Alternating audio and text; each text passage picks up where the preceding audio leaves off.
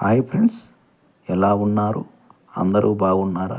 వారిలో నేనుండాలని కోరుకుంటాను. మంచి చెప్పే విధానంలో 2 రకాలు. నెగెటివ్‌గా చెప్పడం, పాజిటివ్‌గా చెప్పడం. ఒక విషయాన్ని మనం 2 రకాలుగా చెప్పుకోవచ్చు. నెగెటివ్‌గా చెప్తే ఏమవుతుంది? పాజిటివ్‌గా చెప్తే ఏమవుతుంది? డిఫరెంట్ ఏంటి అనేది ఈ విధంగా చెప్పుకుందాం. భార్య, భర్త, కూతురు, కొడుకు. ఒక పారిశుద్ధ కార్మికుడిని చూపిస్తూ తండ్రి కొడుకుతో, నీవు బాగా చదువుకోకపోతే అతనిలా అవుతావు నెగటివ్గా చెప్పాడు.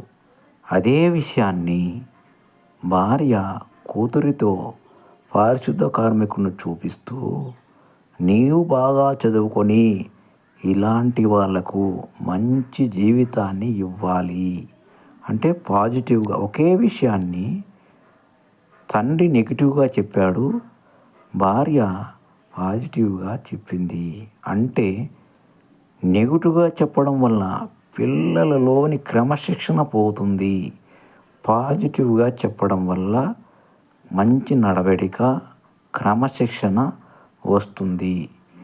జీవితం అనేది ఒక యుద్ధం లాంటిది.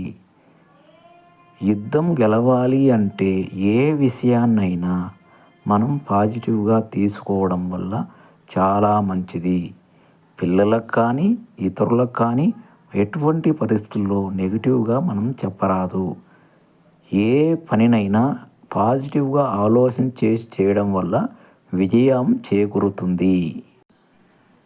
ఈ వీడియో మీకు నచ్చితే లైక్ చేయండి, షేర్ చేయండి, సబ్స్క్రైబ్ చేయండి. Thank you friends.